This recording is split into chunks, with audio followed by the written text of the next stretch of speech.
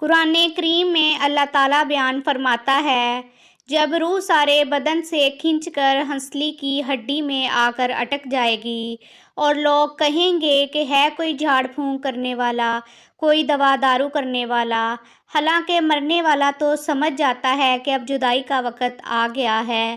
روح نکلنے کی شدت کے باعث اس کی پنڈلی دوسری پنڈلی سے لپٹ رہی ہوتی ہے۔ یہی تو اپنے رب سے ملاقات کا وقت ہے۔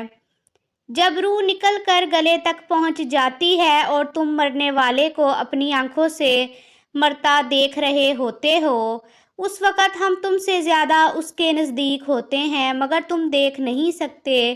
اگر تم اپنے قول میں سچے ہو کہ تمہیں جزا و سزا کچھ نہیں ملنے والی، تو تم اس کی روح کو پلٹا کیوں نہیں دیتے؟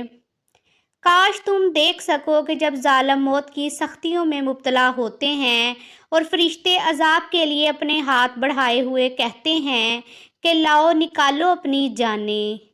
رحمت للعالمین نے موت کے اس انتہائی ہولناک مرحلے سے نپٹنے کا نہایت آسان نسخہ بیان فرمایا ہے۔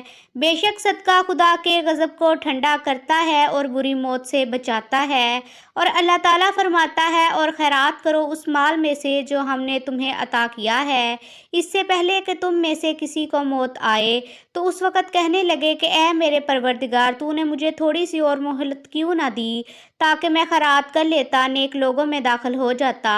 اور جب کسی کی موت آ جاتی ہے تو اللہ اس کو ہرگز مہلت نہیں دیتا، اور جو کچھ تم کرتے ہو اللہ اس سے خبردار ہے۔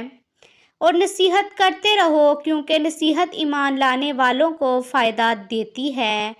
ویڈیو کو لائک کریں، چینل کو سبسکرائب کریں۔ مزید ایسی ویڈیوز دیکھنے کے لیے ہمارے ساتھ جڑے رہیے۔ شکریہ۔